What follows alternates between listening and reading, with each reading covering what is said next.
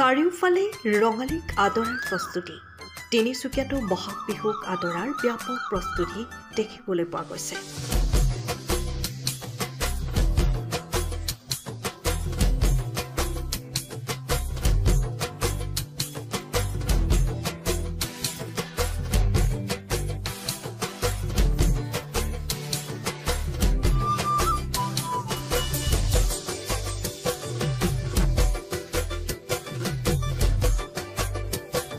চেনেহৰ বহাগ বিহুলৈ মাজত মাথো আৰু কেইটামান দিন বাকী।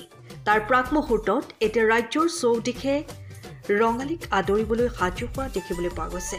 ঠিক তেনেদৰে তিনিচুকীয়াৰ জোনবাই বিহু দলেও আখৰাত ব্যস্ত হৈ পৰিছে ৰাইজৰ মাজলৈ যাবলৈ। তিনিচুকীয়াৰ প্ৰায় 19 গৰাকীকৈ ডেকা গাভৰুৱে একত্ৰিত হৈ জাতি জনগোষ্ঠীৰ কলা সংস্কৃতি প্ৰদৰ্শন কৰিবলৈ সাজু হৈছে বিহুৰ মঞ্চত। আমি খুবই আজি সুখী আমাৰ পশুপালন উন্নয়ন সমিতিৰ উদ্যোগত আমি 13 দিনীয়া আমি কৰ্মশালা হাতত লৈছিলোঁ। এই আমাৰ প্ৰথম কৰ্মশালা নহয়, আমি যোৱা 3টা বৰ্ষত আমি কৰ্মশালা অনুষ্ঠিত কৰিছিলোঁ আৰু আমি যথেষ্ট সুখী। আমাৰ অভিভাৱকসকলে আমাৰ খুব অভূতপূৰ্ব সঁহাৰি আগবঢ়াইছে, যথেষ্ট প্ৰশিক্ষাৰ্থীও আহিছে আৰু অভিজ্ঞ প্ৰশিক্ষকৰ দ্বাৰা এই প্ৰশিক্ষণটি প্ৰদান কৰা হৈছে। আৰু পশুপালন আমাৰ শিশু উন্নয়ন সমিতিয়ে কেৱল কৰ্মশালা বুলিয়ে নহয়, আমি সময়ে সময়ে বিভিন্ন কাৰ্যসূচী আমি হাতত লৈছোঁ। আমি ৰাভা দিৱস, চিত্ৰাংকন, আৰ্ট এণ্ড ক্ৰাফ্ট, গ্ৰীষ্মকালীন কৰ্মশালা শিবিৰ আমি তেনেকৈ সময়ে সময়ে আমি উদযাপন কৰি আহিছোঁ। আমাৰ লক্ষ্য আৰু উদ্দেশ্য এইটোৱে যে কি আমাৰ শিশুসকলক, নৱপ্ৰজন্মক আমি এইখন প্লেটফৰ্ম দিয়া, শিশুসকলৰ প্ৰতিভাসমূহ যাতে বিকাশ হ'ব পাৰে, সেয়া আমাৰ প্ৰচেষ্টা।